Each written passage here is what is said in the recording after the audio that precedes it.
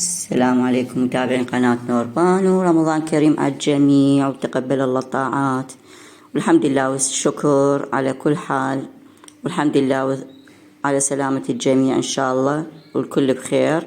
بنات باكر إن شاء الله دوامنا عصري من 12:30 ل4:30 إن شاء الله. الأحد والاثنين عصري، ثلاثاء والأربعاء والخميس صباح. البنات التعليم راح يكون مباشر، يعني نداوم بالمدارس، مو تعليم إلكتروني إن شاء الله. الظروف تمر على خير، وإن شاء الله بلدنا ما بي أي أذى وأي شيء.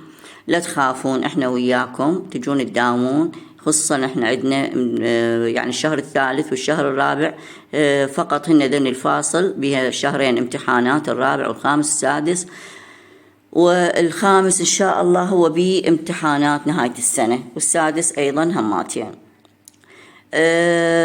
بالنسبة باكر اللي عندهم امتحان اجتماعيات السادس والخامس، إذا بلغيكم على الجروبات باكر امتحانكم تحضرون امتحانكم، وإذا قالوا لكم يتأجل على الاثنين بعد احنا نشوف باكر الوضعية شنو. أنا بالنسبة لي ما جايني خبر، بس اللي يعرفون إن عندكم امتحانات شهرية تحضرون جدولكم. الجدول نزلت لكم إياه،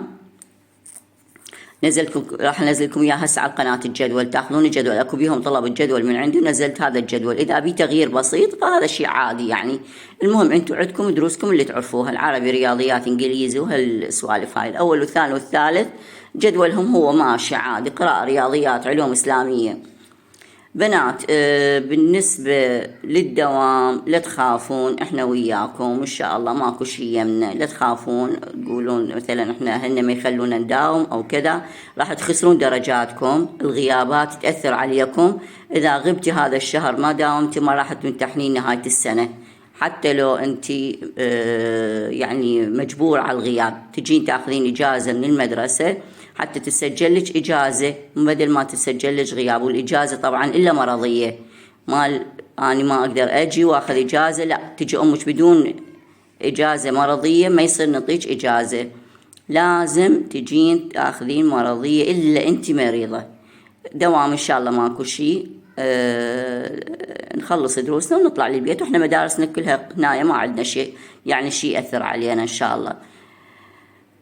تجين بالزي المدرسي وما اريد يعني مخالفات، وان شاء الله بعد انتو مثل ما يقول بامانتنا.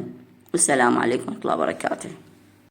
السلام عليكم متابعين قناه نور بانو. رمضان كريم على الجميع وتقبل الله الطاعات، والحمد لله والشكر على كل حال، والحمد لله على سلامة الجميع إن شاء الله، والكل بخير.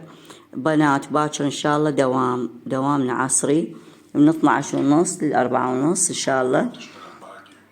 الأحد والاثنين عصري، ثلاثاء والأربعاء والخميس صباح. البنات التعليم راح يكون مباشر، يعني نداوم بالمدارس، مو تعليم إلكتروني إن شاء الله. الظروف تمر على خير، وإن شاء الله بلدنا ما بي أي